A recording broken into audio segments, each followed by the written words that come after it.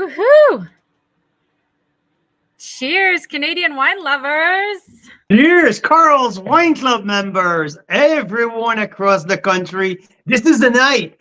This is the night. It's New Year's Happy Eve. New Year's Eve.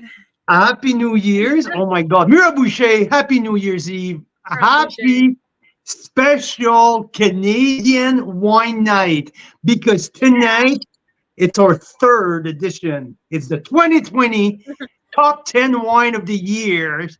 And holy moly, that we have so many great things to talk about, because I believe that this year is the year that we tasted the most wine since we've started Carl's Wine Club. And I mean, such an incredible year, such an amazing year of discovery, of revisiting wineries that we already knew, but new stuff. I mean, the best ever. And we're just looking forward to move on to 2024, but we need to let everyone know what was our highlight. So Mira, I'm looking forward for this night. I know you've been busting your butt off the last couple of weeks, the last couple of days to put these things together. I had the easy part to select the wines. You had to put all of the stuff together so it looks good, but we're so excited.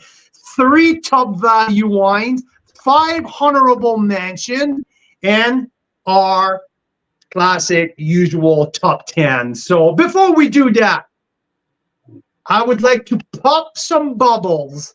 I would like to, because it's New Year's Eve, and let's do it, okay? This is 2014, the Ella Family Reserve from Maverick.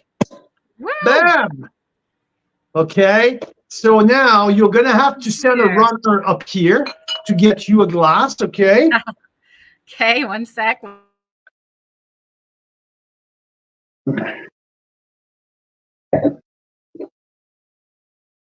So yeah, so she's gonna send a runner up here, and I'm just pouring here the 2014 Ella Family Reserve, a little tint of rosé here. I believe that it's mostly Pinot Noir.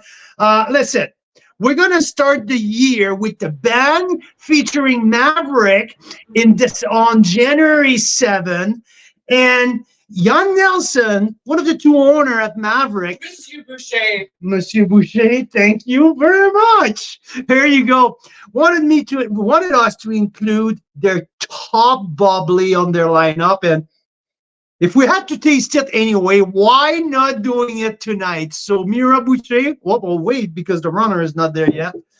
But there you go, and we can see here. Jay, thank you, Jay. Wearing his Lamar Jackson jersey, because yes, the Ravens clinched the #1 seed in the AFC, the top team in the NFL today, putting a 50 burgers on the Miami Dolphins. So Jay, great. I was almost wearing my Mark Andrews. Cheers, Mira Boucher. Happy New Year's Eve. Cheers to everyone who are listening. So now, enough talking. I want to know what is in your glass in that very special night, okay? So we already have some great comments. I hear just opened a 2018 Cuvée 19e from Pearl Morissette, which is awesome. My God. Leslie's listed some of her favorite wines, which we love. So if you leave a comment, I'm going to grab your name and put it in a draw for some really cool prizes, a couple of which you cannot get anywhere else. Yeah. Also, I want to say welcome to everyone on Instagram, because since last week now, our streaming software allow us to stream simultaneously between Facebook, Instagram, YouTube, and LinkedIn. So we are a cross-platform, and everyone on Instagram. Happy New Year's Eve. Welcome to the Carl's Wine Club Top 10 Wine of the Year show. We are thrilled to have you all with us. It's going to be incredible. We are thrilled to share with you what we've discovered this year. Just around 1,200 wines tasted. some crazy marathons. Got to give a little bit of the context for how you do it. But before that, should we do a quick recap of 2023 in Carl's Wine Club? Yes, please. And I want to. There you go. So that shirt is one of the things you can choose as your prize if you win one of these draws. We're going to do 3 of them throughout the evening, and I'm just picking names from people who have left a comment anywhere on one of our platforms. So if you leave a comment, I'll enter you in the draw. You can choose between a world-class Canadian Wines t-shirt, which Bella Terra Winery actually gifted for us as a surprise. Carl's wearing it right now. And we will send it to you in your size if you win the draw. Or you can choose an Enovino wine aerator, because y'all know we like those so much. They're so handy. It's so much easier than decanting, especially if you have a lot of different wines open. And it makes your wine just open up. So that's what we've got for prizes going on tonight. There you go. So, Mira, how about we start a little bit of a recap of 2023? Because there was, in term of viticulture and winemaking in the whole 9 yards, 2023 was a wonky year, was absolutely crazy. Tons of challenges for all wineries across the country. But in term of Carl's Wine Club and the growth of our wine-loving community, of the Canadian wine-loving community, so much happened. So many great things happened. So many great meetings, get-together, parties, and tasting some world-class freaking wines. So, you let me know when you're ready to click some to get some pictures around, or if you want to start the recap, you have the lineup a little bit more on hand. Well, I think we want to start with, like, earlier this year, we did something. This was 23, I think, was the year of the epic tastings. Can I say that? Because I mean, so. One of the first that we did this year was a historic rosé vertical. That's right. We tasted 12 vintages of rosé going back to 2012.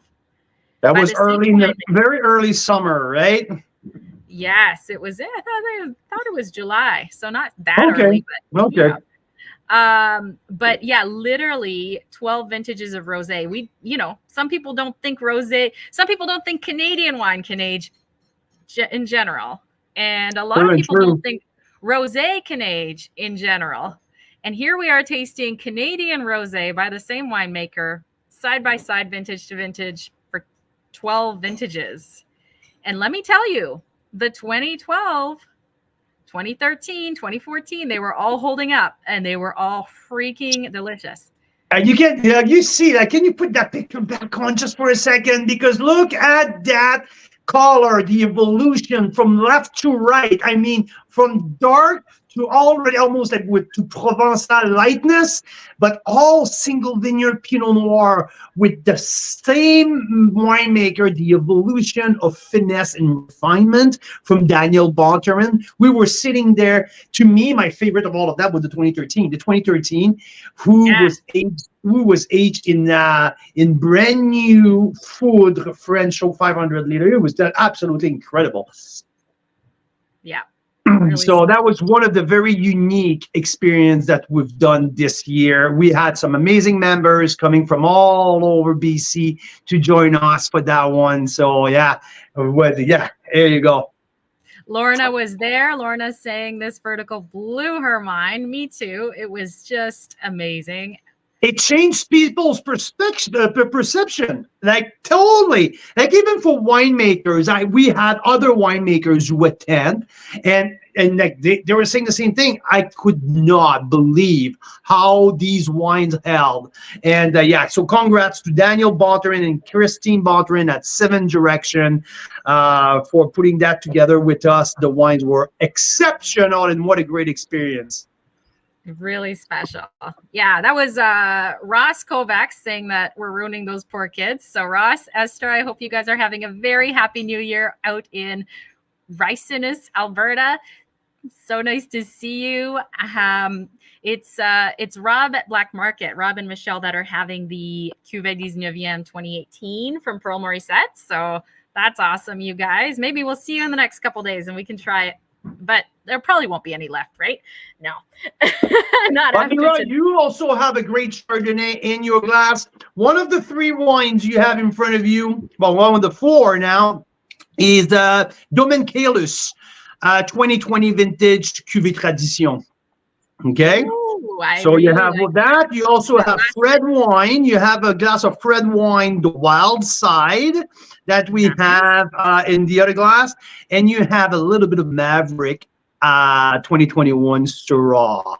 So all of these wines, they are not in our top 10. Or neither in any of the lineup tonight. These are just wine that we're enjoying for the evening. These wines are going to be available for next year, top wine of the year. So okay, just don't think that maybe it's a hint here or there. No, it's not. If you want some hint, well, you need to enlarge your screen and look behind me. So on the first level, right behind my shoulders, there's a little bit of what's going on in the top 10 behind that, okay? So you had a little glimpse there, yeah. So I think we're going to start with the value wines and then the honorable mentions, right? Did you want it to keep going on the recap? Or I want to finish the recap for sure. And once you get started talking about wines, I'm going to start putting everybody's names in the draw, the spinner wheel. Okay. The spinner wheel. Yeah, absolutely. And let us know what's in your glass and let us know as well. Let's do something. I want to hear what was your favorite wine that you've drank this year. Okay. I'm going to give you my top 15 plus my top 3 value. I want to hear from you, the listener, to you, the Carl's Wine Club member, for you, the Canadian wine lover. What was your favorite wine that you've tasted this year? Put it in the comments, and you can get a Carl's Wine Club world class Mira and Carl's face, or also some Inovinos. So there you go. Those are the prizes tonight, because it's fun to do New Year's with prizes, isn't it? And Mira, I'm going to have my hat as well. I'm going to wear a little later here. Okay. I like your sequin hat. Yeah, that's very nice, Carl. Yeah, so I mean, we got to talk. We talked about the Rosé Vertical, 12 years of rosés that we tasted side by side with members right here at our place, overlooking the lake. Pretty freaking awesome way to start the summer. But this last summer, we also did something else phenomenal, which was the Pan-Canadian tasting, wasn't it? This was it's one of my top wine experience in my life. I travel the world for wine events, and this one, not because we put it together, because we had some incredible partners to do that. And now, by the way, don't tell anyone, but we're working on the BC edition as we speak. Okay. Yahoo! So this was the most, I think, and like there was an emotion in that place held at Bella Terra Winery in Niagara-on-the-Lake. There was an emotion. For those that don't know, what we did in a nutshell is we tasted 12 Canadian wines. Actually, it ended up being 13. From coast to coast, from Vancouver Island to Nova Scotia. And we went through all the different wine regions. Carl chose a wine that kind of told a story from that region and helped us get to know that region. And then because Canadian winemakers are so phenomenal, 6 of them actually showed up in person. 6 of the 12, well, 13 now. More wines kept showing up last minute that we had to include because they were just so interesting. But 6 joined us in person and did a panel while we were tasting. It was pretty special. I mean, people haven't done this, which is absurd. It's when you know it's a good idea, when you think, of course, we should taste wine from coast to coast together. But it hasn't been a thing yet in Canada, so we're making it. And okay, can I tell you, okay, one of my highlights of that Pan-Canadian was side by side, okay, from wine 2 to wine 3, there was 8,000 kilometers apart. tasting room to tasting room. So to me, it was such a reflection of our country. We had a Romano style Pinot Gris from elderly vineyard on Vancouver Island, followed by a tidal bay appellation in Nova Scotia, Annapolis Valley, made by Domaine de Grand Pré. Side by side, like one after another. So from one tasting room to another, it was like something like 8,500 kilometers between these two wines where they were produced. So that, in a nutshell, to me, it was incredible to be able to do that, to show the reflection of one ocean to another, the saltiness, the minerality of the tidal bay versus the roundness and the softness of the Romano style Pinot Gris. It was just incredible. Absolutely. So yeah, so and so, no, I mean, so that I, and was I the think, there was. Go ahead. oh no, but to me, why I will remember that night for so long, it was the emotion in the room. Having the Richard De Silva sitting the same table with Brian Schmidt and Lou Puglisi and people from Prince Edward County, everyone at the same table. I mean, and Rob Amersley and all of the Sanchok, Elias Sanchok. I mean, to have that group sitting at the same table telling stories and what was dear to their heart and what count for them in winemaking and the Canadian, why they do that. It was incredible. Like, to me, that was the highlight of my year. Amazing. And I see John Skinner writing, John, your words are so kind, and we're just able to follow in what you've started because you were one of the earliest advocates for Canadian wine here and internationally. And here we are just continuing that legacy. And John, the shoes you left, John, are big. The shoes you have, and now you pass it, are large to fill. And you know what? Mira just mentioned, you started that.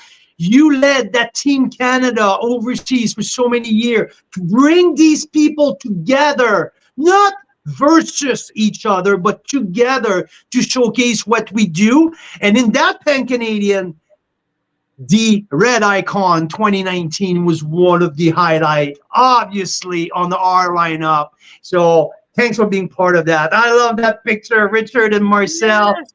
So the only Montepulciano grew in Canada. But guess what? We had it. So yeah. Some really, really cool stuff. Okay. So there was that. Then there were the wineries of the year. So the last 2 years, and pretty soon coming up on our third year, we have shortlisted the wineries we discovered in the last year as a club, somewhere between 35 and 45 wineries every year. And we shortlisted the top 3 in Ontario, top 3 in BC, and then members voted. So that vote is coming out soon, you guys. But for this year for another few hours, 2023, the wineries of the year that were voted by members were that was last year. Last year. Silva Vineyards in BC and Suan Staff Estate Winery in Ontario, in Niagara. And part of what we do is we throw an epic wine tasting at the vineyard. And we sure did, didn't we? Oh, we sure did. We sure did. So the day after the Pan-Canadian, we had our cool tasting party at Suan. A small group of geeky wine lovers sat under the tent at Suan. We ate some amazing Italian food and tasted some of the De Silva wine, who was the BC Winery of the Year, beside the Suan's wine. Suan is known for 2 things, Rieslings and Cap Franc. Richard De Silva in BC is known for a thing too. He's known for his Cap Franc. So to taste these Cap Francs side by side was something pretty darn cool. And having Suan and Richard walking the vineyard and Rob, all of that group together, spending the night under the tent at Suan was something pretty epic. But bigger than all that, I think that was having all of our members staying with us and the winemakers who travel with us in Ontario at that big house on the golf course in Niagara. I think that was, we had Vicky and Daryl and there was Richard and Rob and us and that group of Mike LaPlante, that group together, staying under the same roof, sharing that 4 day of trial. It was incredible. Yeah, really special. Some memories, some great memories have been made that weekend, that's for sure. Absolutely. Oh, Lorna as well was here. Yeah, absolutely. Lorna was with us as well. I think, Lorna, were you at both? No. So funny. Lorna from BC was only at the reunion in Ontario. That's amazing.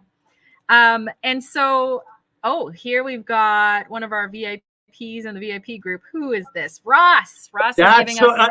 If you didn't tell me that was Ross, I would have told you. This is from Ross Kovac. I can see his name here, but I knew, looking at these 3 wines, I knew that was Ross. I knew it. Yes.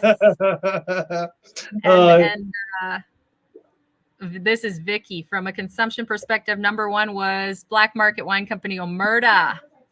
From a consumption, that's an interesting one. Consumption perspective versus favorite, right? Because sometimes you don't get as many as you want because they sell out so fast. This is awesome, you guys. Okay, so we wanted to mention too the event we had at De Silva Vineyards. That was our BC Winery of the Year. We did something pretty epic there too. It was a gorgeous September day, gorgeous, and we literally took our members into the vineyard and we tasted the wines side by side, the grapes in the vineyard with pairings with food. Yeah. That was epic. Like tasting Chenin Blanc next to like the grape and then the wine, right? Yeah, it was unique. When you talk to avid wine drinker, avid wine collectors, people who have been in the wine scene for a long time. They're like, we've never done that. And I know, like, this was incredible. And having Richard walking us through the whole viticulture side and the wine, it was just amazing. Tasting the Chenin grape with the sip of the Chenin, the Chard, the Sauv Blanc, it was special, very special. And we did tank samples, barrel samples out of like directly in the vineyard as well, tasting the grape, the Pinot Noir as well. It was something unique, really special. So that's a bit of our year. If we a few marathon, rosé marathon, Chardonnay marathon. So Chardonnay Pinot Noir. Okay, let's.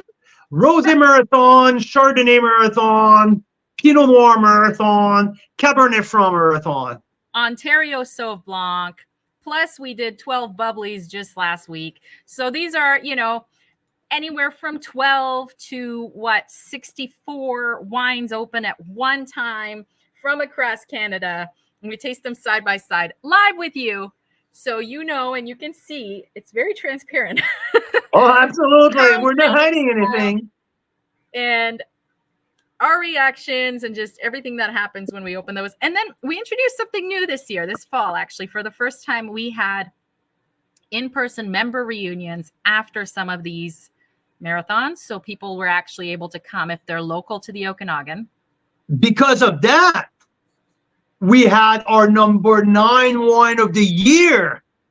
The number 9 comes from the in-person tasting after the marathon, where one of our members brought a bottle of Pinot, and I've never tasted that before, and it's part of the list behind me.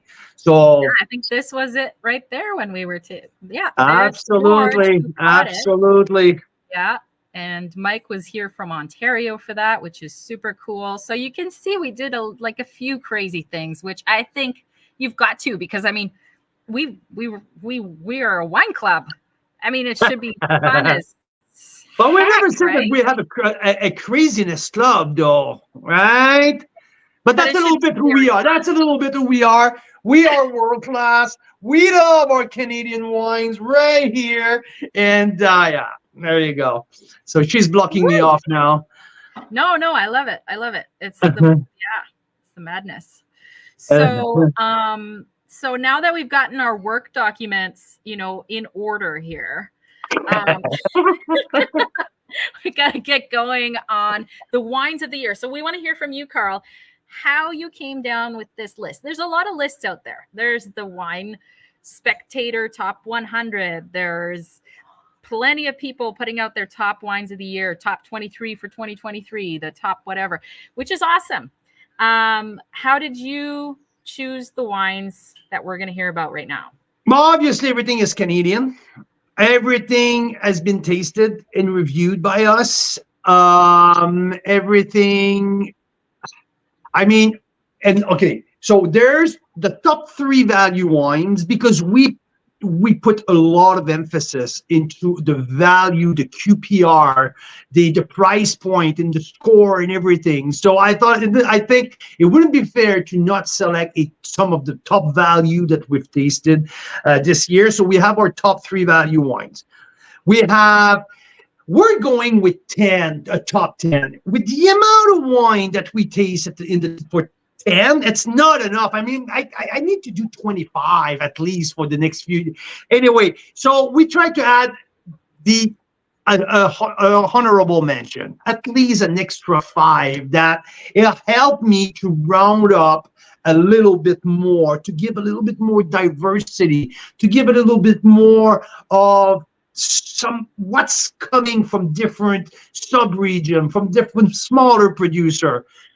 I try, and I don't put more than 1 wine per producer in the top 10 and the honorable mention. There's a couple reasons for that. Listen, if I put there's only 15 wines out of 1,200. I mean, how would it be fair if I have 3 wines from Thomas Batchelder, 3 wines from Ice Cellar, and 2 wines from another product? I mean, it doesn't make sense. So we want to show a beautiful representation of all of these amazing producers from across the country. So it's only 1 wine per producer, plain and simple. Okay. So I follow the score. So from the very first winery that we feature in January, I kept track of every single tasting notes. Obviously, all of the marathon that we did, we have all of the scores in the tasting notes, all of the tasting that we've done off-site. I know when I taste something unique and special, so I bring notes back with me. So all of that. So every single wines that we've tasted this year are eligible to be part of that top 10 or the honorable mention or on the top value wine. So there's no, I don't pay attention on the vintage. This doesn't have to be recent release. It's whatever we've tasted this year. Okay? Yeah. Mira, do I make any sense? I think you do. Yes, absolutely. And I'll give you some numbers, you guys, because our archive is pretty much up and running. You should get your login. I know I've said that before, but for our VIP Unlimited and Plus members. So there are currently about 700 wines in there. We're trying to get the ones from our tasting marathons in there because those are anywhere from like 12 to 65 wines in one go. And we've done quite a few of them. This last year, we said it's about 1,200 wines tasted. You scored and reviewed and done tasting notes for 300 to 400 of those.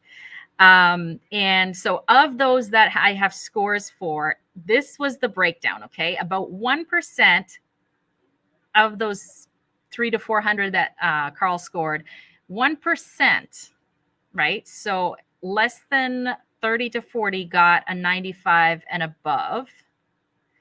It's actually, like 0.9%. So it's more like probably 20 that got the mythical 95. Login. Yeah, the mythical. The mythical, yeah. And then 7% or so got 94 and above. 16% or so got 93 and above. And in the top 10 and honorable mentions, it's all 93 and up. So it's the top 16% of the 1,200 or so wines that we tasted. Yeah, so these are, and in the blog post that we're going to release in the next day or so, you're going to have more numbers. What's the total amount in dollars for the top 15? And like, there's going to be much more number. But at the end of the day, I was looking at the list with the honorable mention, and it came up like it's almost half and half. Ontario and BC, there's 5 of each. I know that last year I think was 6 and 4 for Ontario versus BC. This year it's 5 and 5 for the top 10, and it's 2 and 3 obviously can be half, but for the honorable mention. But it's basically half and half. We're tasting a little bit more BC wines. We're located here, but you know what? When I catch up on the amount of Ontario wine that I have in the queue down here, we're going to be pretty close to 50-50. So we are truly, and the only one, truly entirely Canadian. We're not, I mean, more focused on one region or another. And like Mira was mentioning, there's more highly score Ontario wine. There's BC wine. So there's some weird numbers. So not weird. There's some interesting numbers that we're starting to crunch, studying that database that we're putting together. So it's gonna be cool to share all these numbers with all of you. And I think that we got very nerdy with this. We got very nerdy with this with some of our members at some point. They're like, what if we could come up with like a score divided by the dollars, like a value for dollar score or something. So we got very nerdy. I think it'll be the year 2024. I'll make certain declarations today. In our family, we're calling 2024 the year of the teeth because we all got fancy new toothbrushes. In the club, maybe it's the year of the numbers. Maybe it's the year of the... Well, it's the year of the archive. That's for sure. That's for sure. It's the year of the archive. No doubt about that. There you go. I mean, we've never been that close. There's so many good things in the archive already ready to be shared with you guys. So it's the year of the... Okay. There's other things it's the year of. We'll talk about that maybe briefly after. There's some other exciting things on the horizon for the club that we've never done that are... I want to call it the year of the Chardonnay. I want to call it the year of the Chardonnay. Please, please, please. Because Carl's been saying forever that Canadian Chardonnay is possibly one of the most world-class things that we produce in Canada. It's just, yeah, right? Yeah, absolutely. And you know what? It reflects in the selection this year because there is no other wine no other wine that has more listing than Chardonnay in the entire listing today. So yeah, Chardonnays have the widest representation on both sides of the country in value, in the top 10. So yeah, Chardonnay, it's what we are doing the best here in Canada. And you know what? We are unstoppable. More every year, there's even better Chardonnay. It comes from everywhere. Geez, that we make some good chards here in the country. Bubbly, unoaked, oak, concrete, wild ferment, like name it. This is the country of Chardonnay. So yeah. Okay. All right. Should we get into the value wines? I think so. I still need a couple minutes to put everyone's names in here. There's quite a few. So if you want to be in the draw for one of the epic world-class Canadian wines t-shirts or the Enovino wine narrators, then leave a comment. I'll add you in. Meanwhile, Carl, let's get chatting about value wine of the year. Okay, so value wine, what I mean by value wine, it doesn't have to be under a certain threshold, under a certain price point. To me, value means it over-deliver its price point, right? It's pretty freaking simple. Pretty freaking simple. If you over-deliver the quality for the price point, I mean, you are a value wine. In fact, now, when I look into our 3 years of what we're doing with Carl's Wine Club, the toughest thing that we have to do that I believe we're doing, it's to source outstanding value wines. It's hard now to find astonishing, like amazing world-class wine under $25. It's really, really, really hard. So with the tax, with the whole, like the economy, like name it, there's a ton of factor, but still it's possible. So let's start with the number 3 on my top 3 value wine of the year this year. Number 3 is Dun, dun, dun, dun. okay. Vineland 2022 Cab Franc. There you go. So those $15.95. There you go. Thank you, Mira, at 90 plus points. When we did the Cabernet Franc marathon, Brian Schmidt sent us a full box of different Cab Franc because they are Cab Franc master there. And one thing sitting at the table, a post Cab Franc marathon, when we did the group tasting, people couldn't understand how they could make a $15.95 Cabernet Franc, but it's with such an amazing quality and flavor profile. So our number 3 top value wine of the year, it's Vineland Estate 2022 Cabernet Franc. So great job, Brian and team at Vineland. Number 2 is our buddy at Bellaterra. This is Marcel Morgenstern, Lou Puglisi, Fred DiProfrio, the whole team, and the 1995, including tax, Cabernet Merlot, that it's actually currently on. Yeah, I sent an email to members about it yesterday because it's buy 11, get the 12 free, as if 1995, including tax, was not enough of a deal. And free shipping. Yeah, so Cab Merlot by Bellaterra. I mean, under $20 all in. This wine gets everything.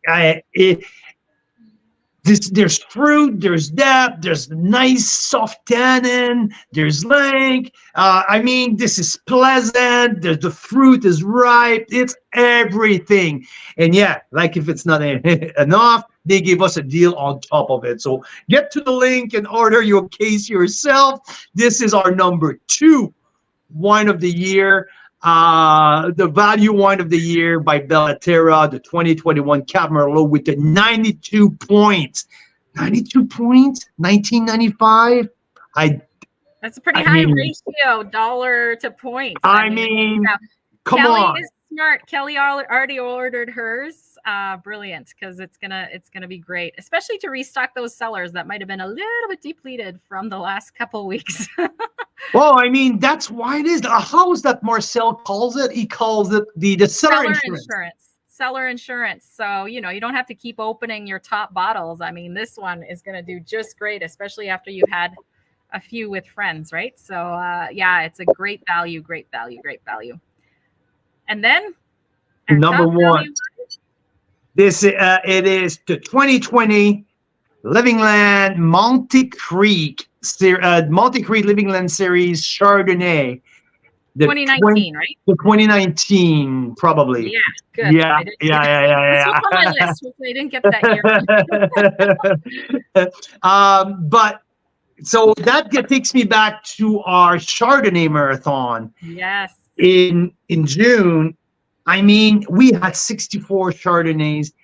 Okay. This wine was in the middle of the top Chardonnays, in the middle of $60, $70, $80 Chardonnay for $21.99, like under 20, like $22. I mean, this was absolutely a nonsense to me to get that price for an incredible quality. I couldn't believe it. I wasn't sure at some point how that happened. And I thought it was a mistake on their pricing. No, I went back on the website and that's what it is. I believe I probably made a mistake. It's probably a typo there. I think it's the 2020, to be honest with you, babe. So, but anyway, it doesn't really matter. Monte Creek, it's not from the Okanagan. It's not from Ontario. It's not from Niagara. It is from Kamloops. So from the beautiful region of Kamloops, Monte Creek is one of the top producer down there. And yeah, they make that's fantastic Chardonnay for $22 plus tax. So it was amazing. That was a very special discovery. Yeah, so that's my top value wine of the year. At the time, were posting because it was on sale at the LCBO right at the time that we did the tasting. So there were quite a few lucky ones who got a case or so, or a few bottles off the shelf at the LCBO on sale. So it was something like $17 on sale. Really good. Oh, wow. So Roger's saying one of his favorites this year was the 18 Vanessa Vineyard Right Bank. Everything that Vanessa does, it's all fantastic. So yeah, absolutely. Absolutely, Roger. Let's head into the honorable mention, shall we? We sure should. We sure should. So now we're getting into the bulk of some of the top wine that we've tasted this year. All of the wine moving forward are either 93 points or better. So now we're trying to showcase the diversity of what we do in Canada. Yeah, and I made a mistake when I said earlier 16% of the wines we tasted. No, it's 16% of the wines we scored. So of the wines we tasted, it's probably out of 1,200, it's about 60 that are 93 and up. So what is that? 120 would be 10%, 60 is 5%, top 5%. There you go. That makes sense now. Right? Hard doing math while drinking wine on New Year's Eve. Oh, and Maverick 2021 Cab Franc was favorite for, let me see. Who's having Maverick Cab Franc as their favorite? Laurel Wilkinson in the VIP group. So in the VIP group, that's amazing. So if it's okay, I'm adding you to the draw, Laurel. Everyone who leaves a comment gets entered into a special draw for the world-class Canadian wine t-shirts or Enovino wine aerators. Super awesome. There you go. And you know what? If you're a Maverick fan, stay tuned because we have a Maverick in the top 10. So stay tuned for that. There you go. So now, honorable mention at number 5. These don't the 5 honorable mention don't really have a position. Let's put it that way. So, Mira, if you can put down the first with let's say the number 5, because there you go. Honorable mention. I mean, we're splitting hairs at this point, but there are rationales and reasons for why they're ordered this way. It's just like they're all amazing. That's what it is. They're all worth buying by the case if you can afford to. Because it's also because we want to showcase the diversity of what we do. In the top 10, it's most likely it's all of the top rated in order. But now when we get to the honorable mention, I really wanted to showcase the diversity. Obviously, if you had starting with the 93 points. So Hauding Bluff, the Forbidden Blanc fortified. So our top dessert wine of the year. At Hauding Bluff on the Naramata bench in British Columbia in the Okanagan. Luke Smith and his team and his son and the family. It's all a family affair at Hauding Bluff. Small little winery on the bench. They specialize in Pinot Noir and Sauvignon Blanc, and they make that white port style. It's called the Forbidden Blanc fortified, and Mira absolutely fell in love with that. It was her coup de cœur for a while, and we had the pleasure to have. My sister doesn't drink wine, but my brother-in-law does, and so my sister ended up buying a case of these fortifieds to give us gifts because they make amazing presents, and we had 1 or 2 bottles at Christmas Eve as well. Yeah, Christmas Eve, Christmas Day, Boxing Day. I think there was a couple bottles of the Fortified Blanc were crushed in Victoria over the holidays. That's for sure. So great job. Honorable mention to Hauding Bluff in the 2018 Forbidden Blanc, our top dessert wine of 2023. Yes. So next one. We head over to Vineland. Okay, so that's the only winery with two listing in here.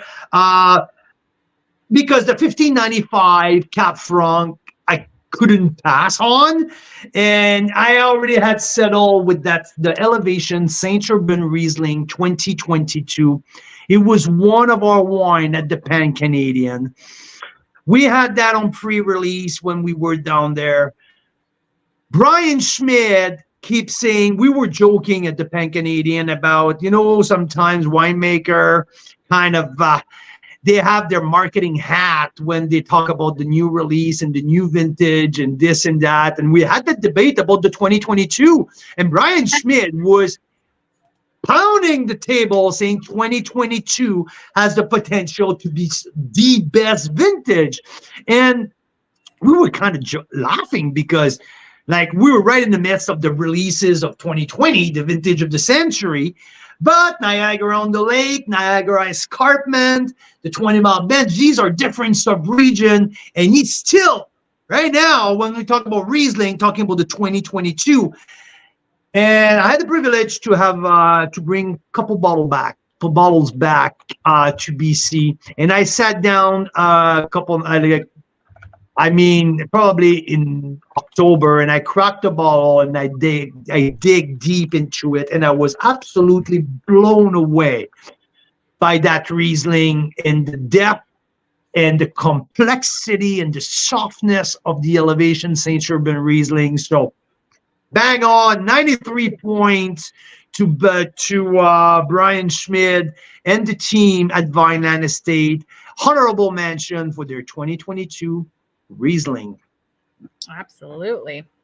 Now, a top 10 wine of the year would not be complete without Seven Direction Tractor and Vines Pinot Noir Rosé. So when we talked earlier that we tasted 12 rosés side by side, it was the Tractor and Vines Pinot Noir Rosé.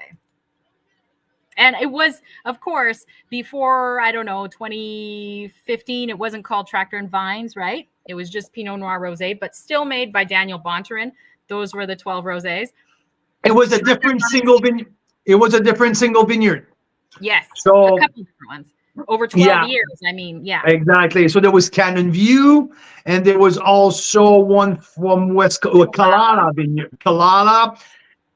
Cannon View. And after that, Tractor and Vines.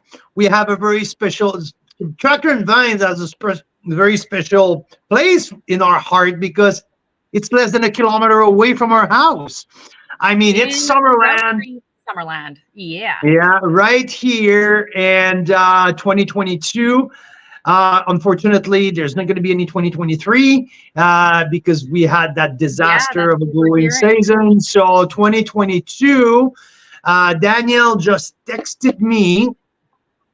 There's a few cases left, and Mira's almost done, and we're going to put some mystery pack together, including some more honorable mention wines and part of the top 10. So we're going to have different package mystery pack who's going to be available tomorrow.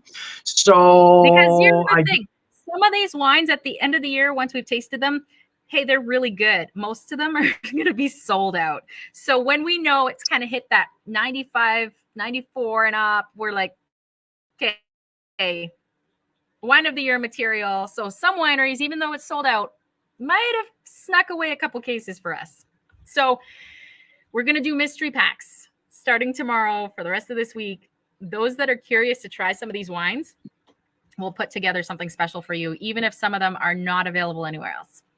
So the best rosé in Canada, bar none, year in and year out almost. Tractor and Vines from Seven Direction. Daniel Bonterin is on our honorable mention this year. I think last year was on the top 10, the year before on the honorable mention. So it's a staple of what we do here at Carl's Wine Club because we truly think he is the best. So thank you, Danielle and Christine. Happy New Year's to both of you. And let's move on to Hester Creek. Hester Creek is making our list this year of our honorable mention with a brand new project that are available almost uniquely to their wine club member. It's called the X, the Winemaker Trilogy. And this is a very, very special wine. X is called for terroir, X, Y, and Z, the latitude, the longitude, and the altitude. So here is the absolute, like the marketing genius of the team at Hester Creek. There's twofold into that. There's a marketing genius with their packaging that I think that it's one of the best jobs that any Canadian wineries have done ever in terms of marketing a wine. There's that, Google it, go YouTube it on YouTube. There's that YouTube release of the X with Mark Hopley narrating the whole concept. It's amazing. 2020, they're releasing the X. 2020 is released this year. Next year, they're going to release the Y, and the year after, they're going to release the Z. Petit Verdot as a main grape at 60%. Malbec as the secondary grape. And this year, with the first one, the X, it's Merlot. So PV, Malbec, and Merlot, 93 points. I mean, the depth of that wine, inky, dark, serious, cerebral. I mean, it's tobacco. It's chewing on tobacco leaves, cedar. I mean, I loved that X. And I mean, not only the packaging, but the juice in there. And it's going to last for a decade minimum. If you cellar that properly, minimum 10 years, 15 years, I don't see any problems. We taste over multiple days. I mean, we forgot the lid off of this wine for like 12, 18 hours on the third or fourth day of it being open, and it was still going strong. Like this is solid. I know. So, amazing. And I mean, like, we know Hester Creek for some of their top value wine. They also have the Judge and the Garland, who are like some of the top premium wine. But that new project, it's Mark Hopley, the winemaker. They give them the ring, like carte blanche. Go ahead, Mark, and have fun. And they put that together. So I can't wait for the Y and the Z. And I think we tasted this in barrel, didn't we, Carl? And we tasted the Y and the Z. We sure did. We sure did. Sangiovese, right? Yeah, we sure did. And yeah, and Sangiovese, I believe, will be the grapes on the third release. Will be on the Z. The Y will be with Syrah. So yeah, Hester Creek. And by the way, we're working on talking with the team at Hester Creek, who are fantastic. And we're talking for some events, and we're also talking like Carl's Wine Club feature coming up in the new year, so in the spring. So stay tuned, Carl's Wine Club members. Hester Creek, one of a future partner of ours. And the last honorable mention, awesome. We got one more honorable mention. Yeah. We got one more honorable mention. Bang. And then we're going to do a draw and start the top 10 countdown. Perfect. Perfect. Okay. So now you're telling me to hurry up. Yes, sir. So another staple of our list. Hey, do I cut off or do I freeze or anything, or if the connection is pretty good? Guys, it's pretty good now. There were a couple little glitches. Hopefully it is better. Okay. Okay. So the honorable mention here, it's the Pearl Morissette 2018 vintage Cuvée Madeleine Cabernet Franc. We saw some ups and downs with Pearl Morissette in the last year or so, but this one is a rock solid Cab Franc, wild ferment, rich, soft, round Cab Franc, like that to me, it's Black Forest cake in the bottle. I enjoyed that Pearl at the very highest level. I mean, when Pearl hit the spot, it hit the spot high.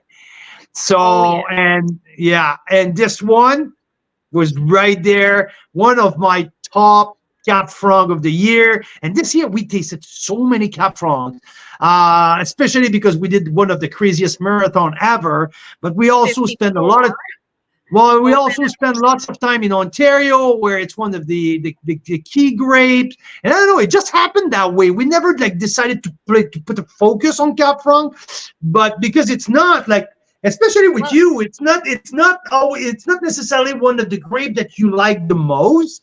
It just happened that way. Yeah, it's true. This actually, the Pearl Morissette Cuvée Madeleine is one of the Cab Francs that changed my mind about Cab Franc. So there you have it. Happy New Year, Joanna. Kelly, great to see you. Oh, she still has the Madeleine put away. That's great. Let's head into the draw, shall we? Absolutely. So show us the shirt that you can choose. So if you win, I will send you a private message a little later tonight. I'm going to jot down your name, send you a private message a little later tonight if you've won. And the way you enter is by leaving a comment on any one of our platforms. I'm keeping an eye out. So those who have entered so far, here they are. And I'm going to spin the wheel. You can choose when I text you later from the world-class Canadian wine t-shirt, which is pretty spectacular, is gifted to us by Bellaterra Vineyards just a week or so ago. So we're going to order one in your size if you win. Or if you have enough t-shirts, you can always choose an Enovino wine narrator, which are one of our favorite wine tools. Hey? Absolutely. Okay, 100%. Ready to go. Spin that. Spin the shit out of it.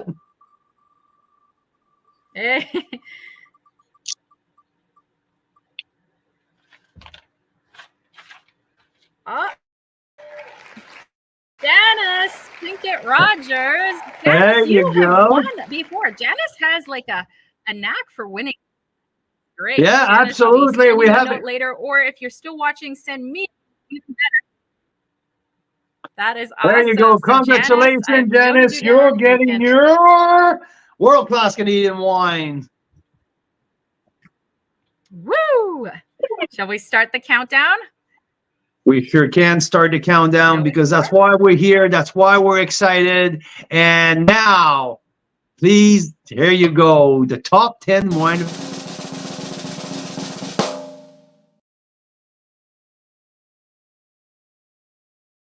One of the last wine that I tasted before before closing the whole thing. I put my deadline was Christmas.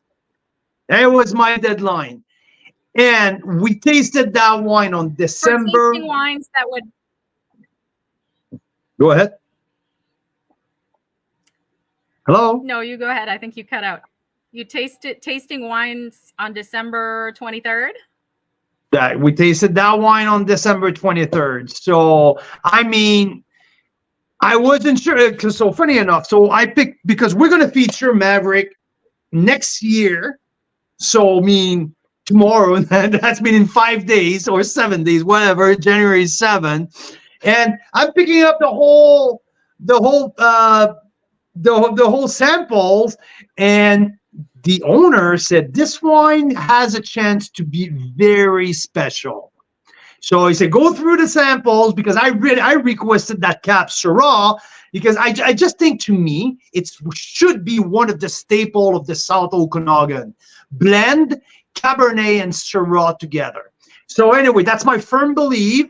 I think it just represent the South Okanagan very well. And when he gave it to me, he said, this wine, I believe that has a very, very special potential. Let me know what you think. So I went into that with no expectation, because they never made that wine before. I knew that the Bush Vine Syrah will be good. I knew about it because the last two vintage were fantastic of the Bush Vine Syrah from Maverick. And by the way, yes, it is very good. This wine absolutely blew my socks off.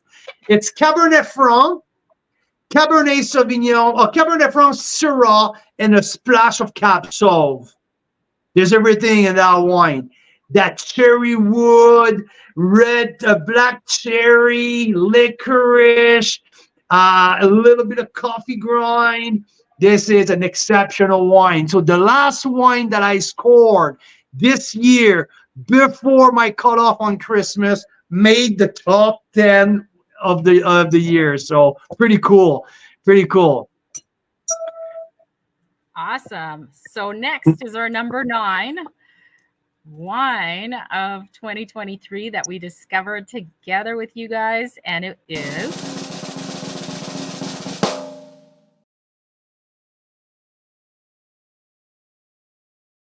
with 94 points. This is a very small production from a very, very small producer that they produce bubbly on the Normata bench, small, tiny batch. So ancestral method, Pomar clone, Pinot Noir.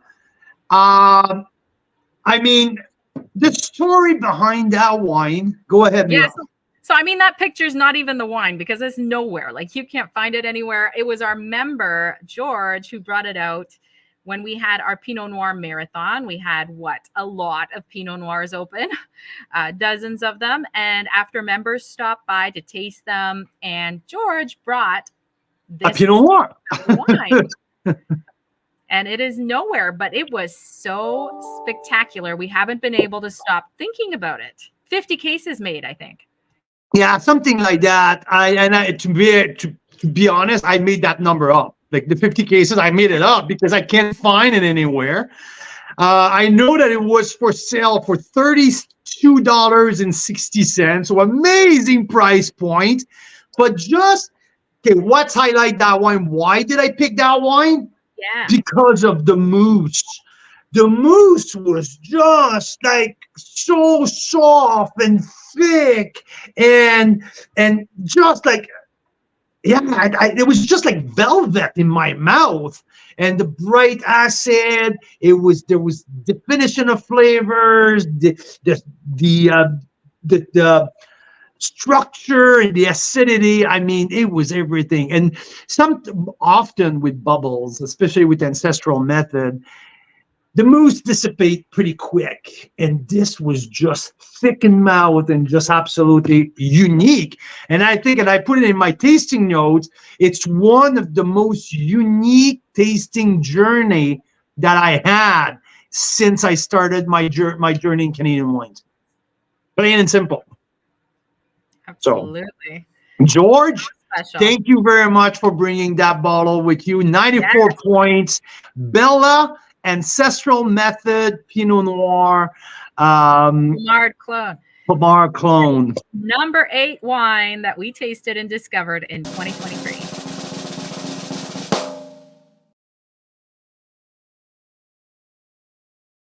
The Senchuk Vineyard. Another of our 12 wines at the Pan Canadian that we've tasted. We had that the 2019 vintage.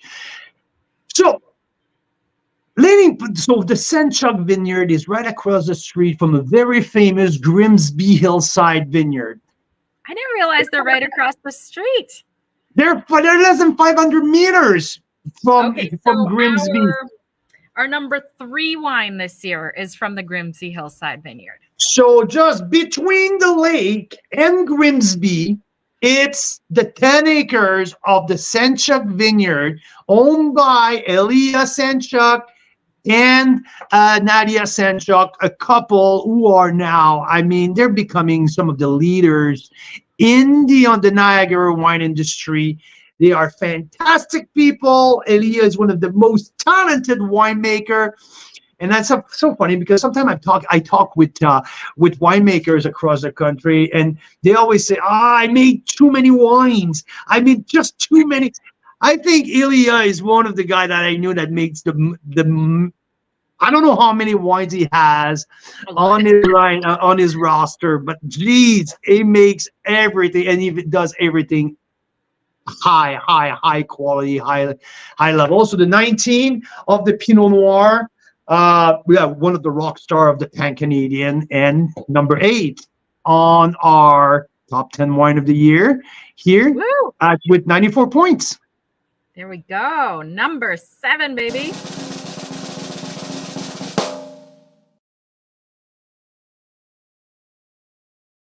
Second year in a row, we have a De Silva Legado Chardonnay at 94 plus points. Our number 7. I mean, last year at number 2, we had the Legado 2016. And early in the year, we tasted 2021. And I knew the potential was right there. I mean, it didn't hit the same level than the 16 yet. But I know in the long run, this wine will reach the same height. There's so much precision. The structure is so amazing. The palate is round, and this wine is just getting started. It still, I would say, need a couple more years to hit its top. But man, and we only say that because we tasted the 2016, which had more age on it, and it was what, your number 2, number 3 last year? Yeah, 2 or 3 in the top 3 last year. So really a unique spot. And what I love is when we asked Richard De Silva about this wine, he's like, well, this is the one that gives me the most anxiety because it has the most personality. This block of the vineyard, something's different about it. It's got character. It's got personality, and that's why he kind of treats it differently, and we get to benefit through this spectacularness of wine. And so we have a comment here in the Facebook. He probably was with us at the party in at the Silva, and it said, that's Vicky. Because we brought one to Ontario. Oh, we brought, Richard. Oh, that's Vicky. Yeah, and Richard brought a few bottles with him in Ontario. So absolutely. So De Silva, the Legado Chardonnay, and there's not a whole lot of that left. So we'll see what we can do with these mystery pack. So there you go. Let's get to number 6. For number 6?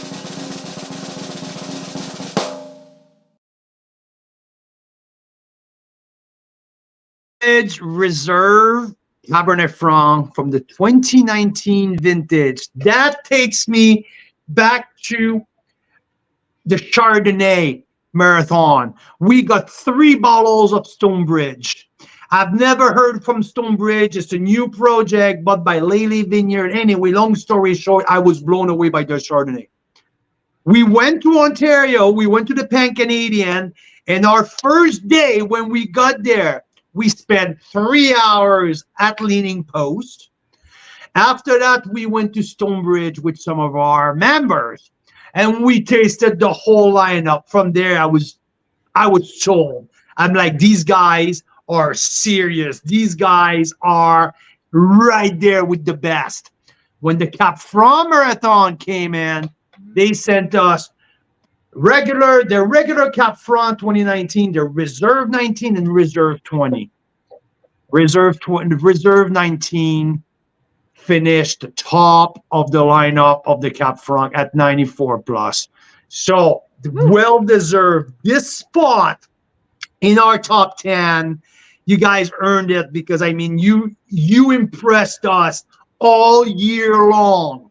And one of their Sauvignon Blanc, the botrytis affected Sauvignon Blanc. I don't know if you remember when we tasted it at the tasting room with the members.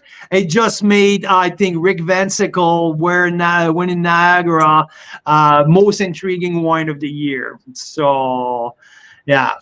So congratulations to Thomas Reed and Faik, the owner, for this absolutely fantastic project, Stonebridge, owned by Lady Vineyard. 94 plus point. Amazing. Debbie, I see you on Instagram. She was at the Da Silva event. And so I'm just adding you to our draw for prizes, Debbie. That'll be coming up very soon again. More prizes, I think, maybe before we hit our top 3. So number 5 of 2023.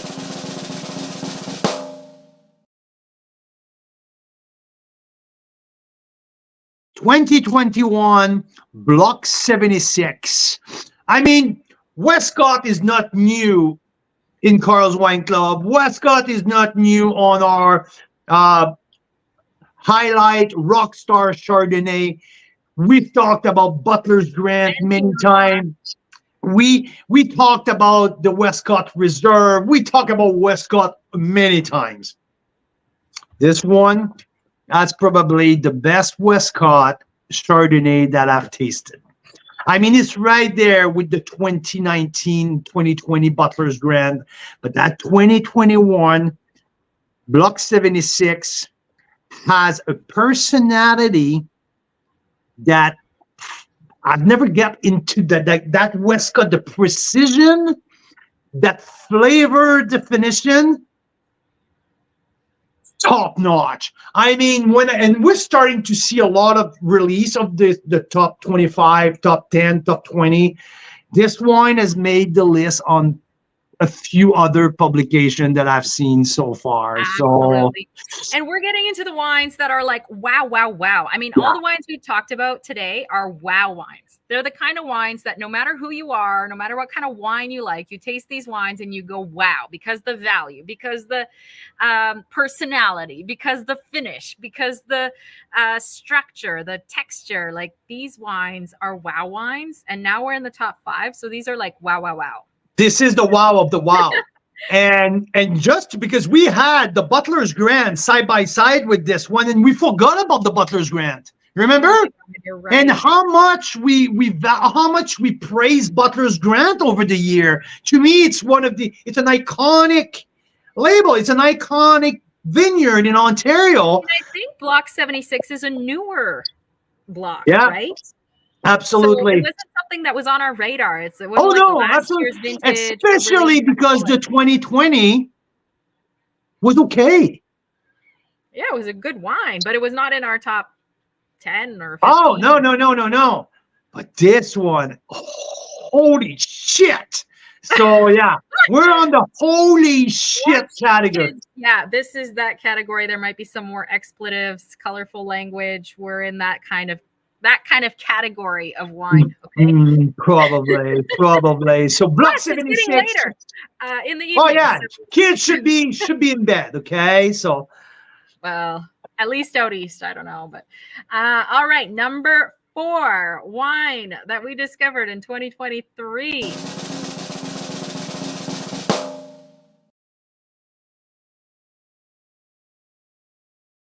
(2021) Cabernet Sauvignon, 91 plus points. 94 plus points. What did I say? 91. Oh, okay. Now 94 plus. Okay, listen. This is Painted Rock at its best. We had the whole lineup of Painted Rock open in front of us. Red Icon, the Syrah, the Cab Franc. The chart, by the way, for that, the new 2022 chart is off the chart. But this very wine, Cabernet Sauvignon, 100%, was the one who kept standing out for a week. Absolutely. A full week. We had these wines where we walked through it over and over and over again. And when some of those were starting to decline past 7 or 8 days, that cab was keep climbing up the ladder and just getting better and better and better. So when we talk about a holy shit wine, that is a holy shit wine. I mean, Red Icon is great. Red Icon was part of our Pan-Canadian. But I kind of believe that this was right there. 100% Cabernet Sauvignon from the Okanagan. We don't have enough 100% Cab Sauv around here. We have the potential to do it. Often the blends are taking over. They're a little bit softer. They're a little bit rounder.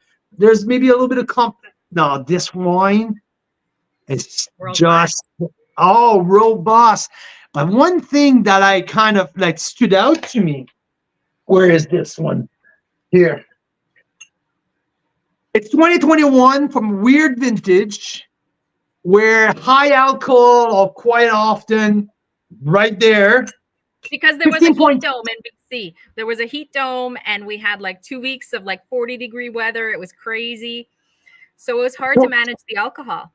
14.5. I mean, they did a great job at 14.5 to manage that. And like, yeah, it doesn't feel hot.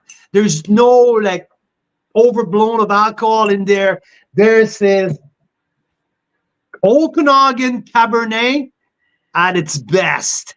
94 plus, 2021, Painted Rock, Cab Sauv. Boom. Boom. Okay. We're getting into the top 3. Those of you that stuck with us so far, stick with us a little more because you're going to get the top 3 from the horse's mouth right now. So exciting. Let's do a quick prize draw. If you haven't left a comment yet, leave a comment and I'll enter you in the prize draw for either a world-class Canadian wine t-shirt, which you can't find anywhere. It was gifted to us by Bellaterra Vineyards, and we're going to make more in your size if you win. Or you can choose an Enovino wine aerator, which is our favorite wine aerator. They're both worth about $40. So you get to choose if you win. And let me just share the names here. Can you see this? Oops, now you see all the names. Now you see this. Can you see? Here we go. There you go. We're right here. Dun, da, da, da.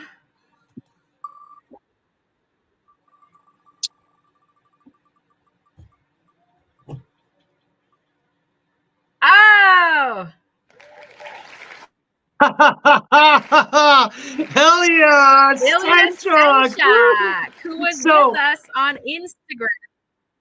So it was with us on Instagram, and I mean, just for people or just for everyone who's listening, Ilya Stenchak is the owner and the winemaker for this number 8 wine of the year, the leading post. So Ilya, thank you for tuning in, man. I appreciate you a lot. You and Nadia are freaking rock star. Thanks for tuning into the show. Congratulations. Number 8, 94 points. Right up there with the best, buddy. Okay. Amazing. Okay. The top 3. The top 3, baby. Shall we do this? Should we wait until tomorrow? Drum roll.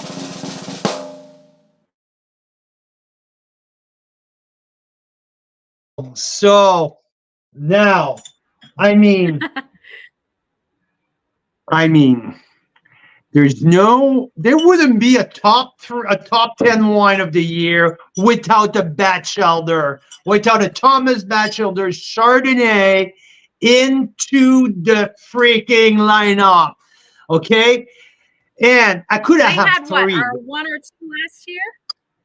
Yeah, number 2 last year was Wismer Foxcroft Parcelle Nord last year with the 2019 vintage. This year, early on, the 2020 scored 95 points or 94 points.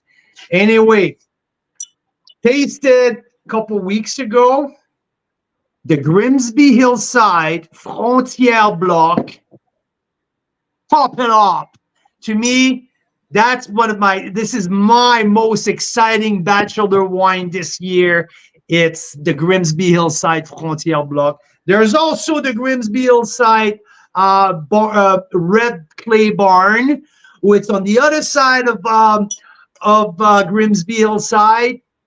But this is the shit. This is the holy fuck type of moment. So good. So is the French going to start happening, Carl? Because you have not given too much love to our Québécois members. Okay. Very You're right. You're right. Un beau bonjour à tout le monde en français. Écoute, on est presque 1h30 du show. on veut vous dire un beau bonjour, un beau bonsoir, un gros merci de nous supporter, un gros merci d'être avec nous autres. On est à notre numéro 3 de notre top 10. C'est Thomas Batchelder qui vient de Montréal, un iconic personnage du vin canadien. Pour moi, c'est un des meilleurs, sinon le meilleur producteur de chardonnay au pays. Il s'est fait la main en Europe, en France, en Bourgogne, en Oregon. Il est le winemaker du Clos Jordan. Thomas est un magicien avec les pinots, les chardots, comme il dit lui-même. Les chardots! Les chardots. Donc, celui-là, ça fait partie de Grimsby Hillside. C'est le bloc frontière. Je veux dire, c'est un des meilleurs vins que j'ai goûté, pas seulement cette année, mais depuis 5 ans. Donc, Thomas, un gros merci. Comme il dit, Chardonnay, Pinot Noir, Gamay, c'est tout. C'est tout ce qu'il fait. Absolument. Right? Continue à parler en français, Mira. J'adore. J'adore quand tu parles en français, mon petit cœur. Oh, OK? Merci, oh oui. Pierre Pascal, toute la gang à Québec qui nous regarde. Je sais que à soir, vous étiez en train de goûter un 2020 de Foxcroft Nord. Donc, là, on a un autre Big Boy. Ça, c'est un des meilleurs aussi. Donc, Thomas Batchelder, 2020, Grimsby Hillside. So now we're talking about a small piece of, it's a Lincoln Lakeshore appellation. We're talking about the Senchuk vineyard with Ilya Senchuk at Leaning Post. Grimsby, just like 500 meters, 700 meters from Senchuk vineyard. So right there. This is Thomas. This is the Chardonnay magician. 95 points. There's not a ton this year at that score. So we're talking about the 0.5% or something that little. So boom. Very amazing. Okay, number 2 wine of the year. Are we ready for this?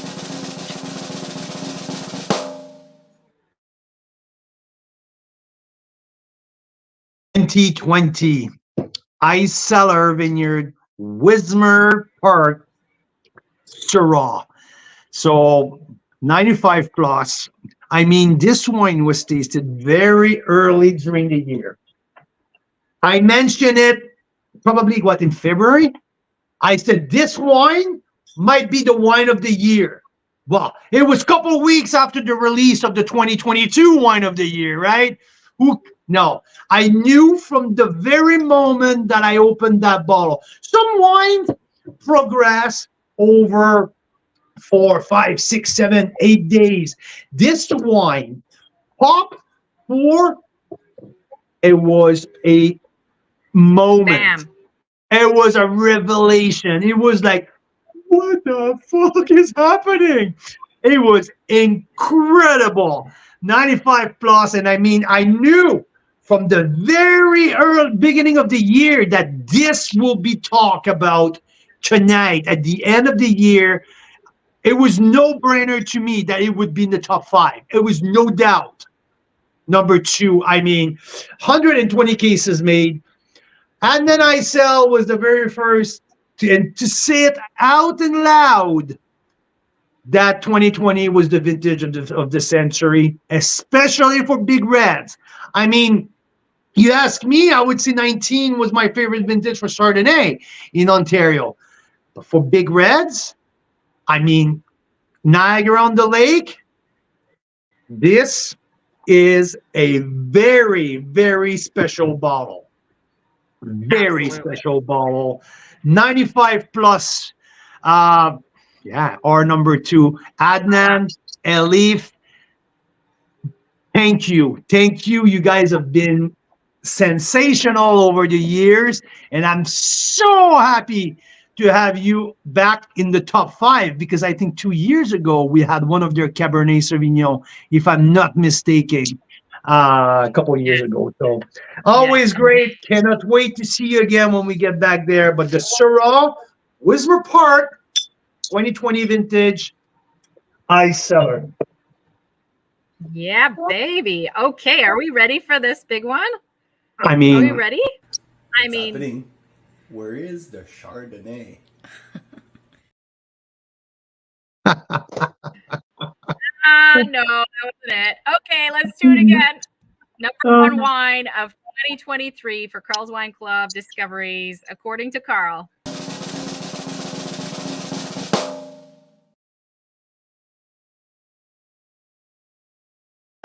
you got it, you got it. This is Riverstone, the milestone and got the collector edition 2015 vintage.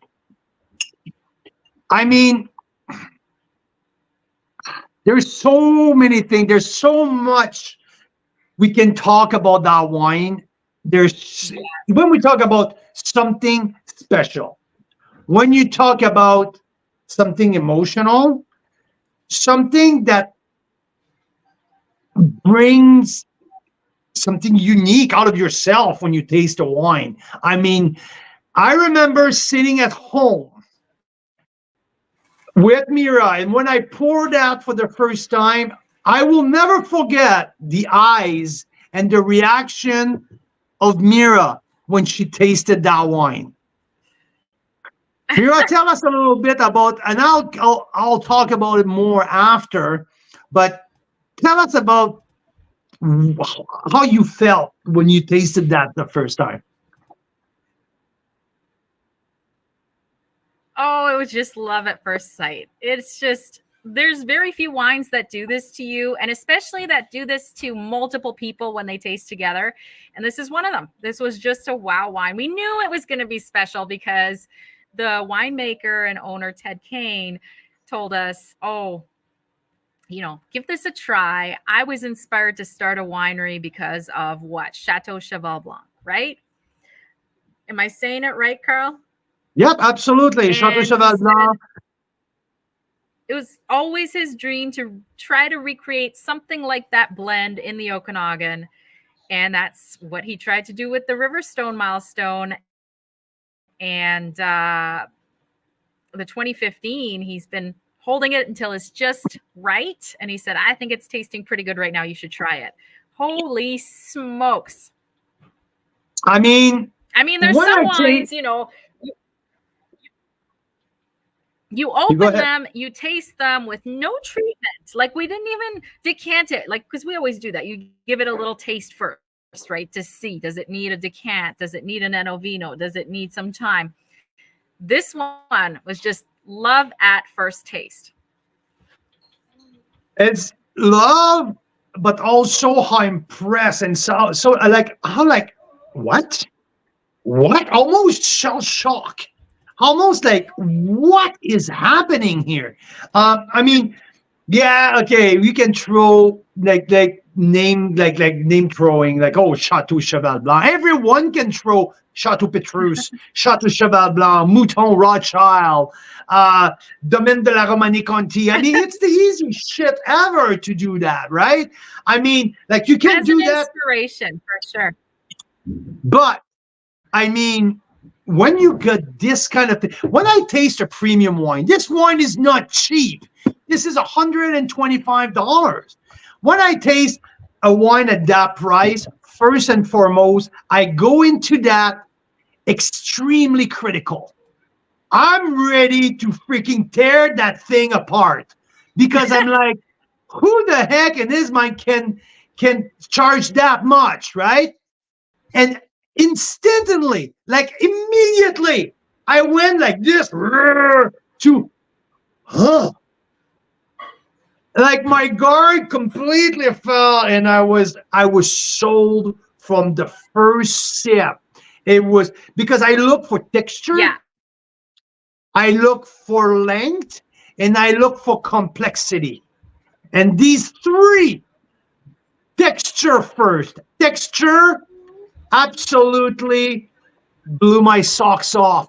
And the first thing Mira said, this is just like the 2016 Spadefoot Toad Syrah. And that's always been the threshold, the benchmark for incredible texture. And I said, no, it's better. It's there. It's velvet in the mouth. The texture Yes. absolutely won me over. And from there, we entered in a journey that I didn't thought it could be possible in a Canadian wine.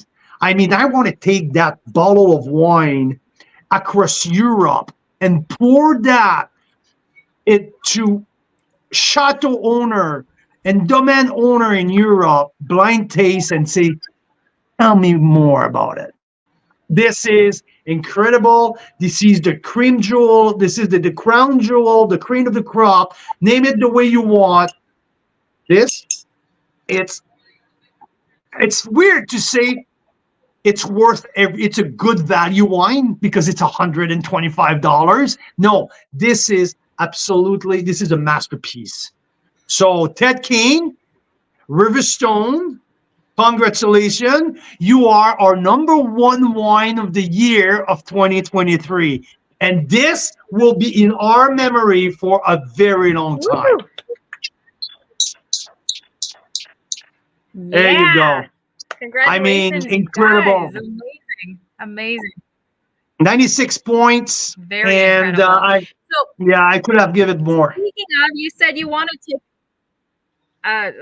amazing wine, and we think it's peaking right now, right? So when we leave a wine open for a long time to breathe, and when we taste it on the second day, the third day, the fourth day, it's because we're trying to understand where it is on the curve, right? Like, is it like still young and it hasn't hit its peak? You need to let it cellar more. Has it hit the peak? Is it on the decline? We think this wine is just starting to hit the peak. And we think you should open it in the next couple of years because this is when it's going to be the most spectacular. Yeah, so I totally agree. Speaking of spectacular, speaking of going on the road and changing mindsets about Canadian wine, let's do a few predictions and then we'll let you get on with your amazing New Year's Eve evenings. And we'll do one more prize draw at the end. So leave a comment if you haven't yet. Carl's got on his sequin hat, which tells you that he's ready to do the predictions for 2024, which is exciting things to look forward to. So the first exciting thing is the Wine of the Year mystery packs. So one of my predictions is 2024 will be the year of the mystery packs and the personalized packs. We have a new website, finally. We have our archive, finally. We have the ability to do some amazing things on our site, and one of them is more personalized wine delivery to you. So we'll start off with mystery packs of the top 10 plus the honorable mentions plus the value wines of the year. And we're going to go into 2024 with some epic ideas for blind tastings and virtual marathons, aren't we? Absolutely. So it's the year of the even more epic tastings. So a couple of collaborations we've got in mind, Carl. One is Pan-Canadian Masterclass Okanagan version, right? May, June, right? We're still in the works on the location and the date, but stay tuned. It's coming very soon. And that will be our Okanagan version of the Pan-Canadian, where we taste Canadian wines, 12 of them from coast to coast, new format. And then we want to take that show on the road, baby. So we will have, probably this week, a wait list to get your city on the map for the Pan-Canadian wine tour, where we'll do some of these crazy blind tastings in places like Victoria, Vancouver, Kelowna, Calgary, Winnipeg, Montreal, Quebec City, and maybe more. Ottawa. Toronto. And Carl wants to go to Ottawa. So it is the year of the travel. We got a few predictions. The year of the epic wine tastings. The year of the collaborations. So what I want to mention with the collaborations is we're working with a few things. So collaboration on the Pan-Canadian for sure. We're speaking with a winery right now. What's that? I'm just you're pointing at your top wines of the year. You're talking. Collaborations with l'Académie du Vin. That is in the works. So Toronto, we're coming for you at the conservatories, the wine conservatories, to do a tasting that might have just involved this #1 wine of the year, blind amongst some other very, very special international wines. Let me talk about it a little bit. Let me talk about that. Let me talk about that a little bit, because l'Académie du Vin have one of the most impressive wine cellars in the world. Okay, so not in the world, I mean in the country. They have some back vintage of so many incredible international wines. Talking with Marc Nadeau, and we're going to source some incredible back vintage Canadian wines, and we're going to show the world how our Canadian wines can show side by side with the Sassicaia of the world, with the Chateau Aubryon of the world, with some of the top Burgundy of the world, some of the top Chardonnays of the world. We're going to do that. We're in the work. We're going to finalize some details in the next few weeks, and we're going to keep you posted. But that, it's one of the projects that I'm the most excited about. Very exciting. Very, very exciting. So yeah, it's the year of many exciting things. It's the year of the login. Travel. And it's the year of the login, Daryl. It really is. It's the year of being way more organized than we've ever been in the club. You're going to have dates for things well in advance, that kind of crazy thing that you might have not seen from us this year as much. So with that, let's do a prize draw, shall we? Absolutely, because we have to celebrate New Year's Eve with our 3 children.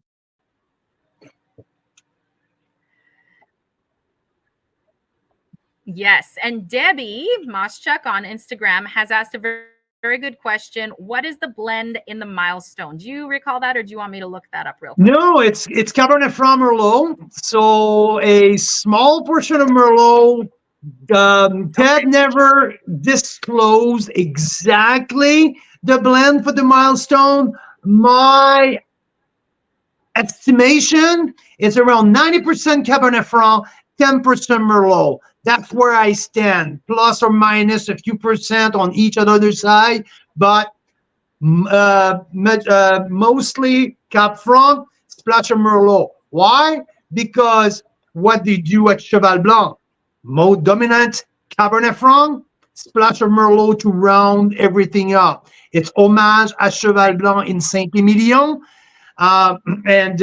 Yeah, but beauty. Let us know if anyone is interested. We have a few cases put aside for Carl's Wine Club members, so let us know. Yes. So when it comes to the mystery packs, you'll get the details tomorrow to get a mystery pack of these top wine discoveries of 2023. But if you have a special request, that's what we're all about. This guy knows how to source. Like if you ever need to source a wine, Carl is the guy to ask. This is the guy who sourced ridiculous kinds of collector wines in his international wine career, right? Wines that needed to be flown out in a private jet kind of wines. And he can source you a lot of amazing Canadian wines too. So anything on these lists, if you're saying, I want 6 of those or 12 of those or 36 of those or whatever, let Carl know when you get your email tomorrow, and we can always accommodate personalized requests. All right. Shall we do this last prize draw of 2023, let's say? Let's call it. This is for the World Class Canadian Wines t-shirt or an Enovino wine aerator. Mythology tuned in earlier on Instagram. So this is Mark Simpson, who, by the way, can I sneak out and mention is potentially one of our shortlisted BC Winery of the Year candidates. That will also be coming out very soon. Absolutely. I can confirm. We do one more since we've had a couple of wineries? I can confirm that is going to be one of the 3 shortlisted winery nominees. Okay, there you go. It is written here. There you go. So Mark Simpson, Teresa Santani, you know, one of our members put in the comments, I think it was Joanne Benoit, she said, wouldn't it be great if when we send Ilya and Mark and Janice their t-shirts, if that's what they so choose, it's gonna have our picture and cartoon, but also theirs. Stand up and show us the shirt, girl. Can you show us the shirt? There we go. It's the best shirt ever. Bellaterra gifted that to us, so you can have one too. Last straw, last straw, last straw. Here we go. Bam.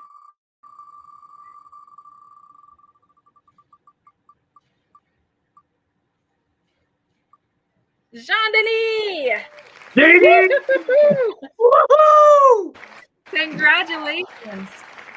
I have to say, no one across the country, Wow. no one was as close as Jean-Denis on our top 10 list. This guy is a freaking machine. He spit out 70% of the top 10 on the post a couple weeks Selection ago. for our top ones. That was crazy, JD. Well deserved. Love you, man. Amazing. Awesome. Well, now you know our top discoveries of 2023. You know our predictions for 2024. And Anything we're else, gonna Carl? go. We're gonna follow up with Mystery Pack and get ready for our first winery feature of the year, which be Maverick Estate Winery from Oliver, which made our number 10 wine of the year this year with the Cabernet Syrah at 94 points. So, and also I have to say their Bush Vines 2020 Syrah, which was Mira 2019, Mira's favorite wine of the year, is coming up in a week or in a week or so. So here you go. Here we are. It was our top wine of 2023. So hopefully everyone enjoyed the show. I mean, what a great evening with all of you guys. Instagram, YouTube, Facebook, Carl's Wine Club VIP members channel. All of you, thank you. We are grateful that you are with us in this beautiful community of wine lovers, and we greatly appreciate every one of you. Thank you guys. Cheers and happy New Year's. Canadian wine lovers.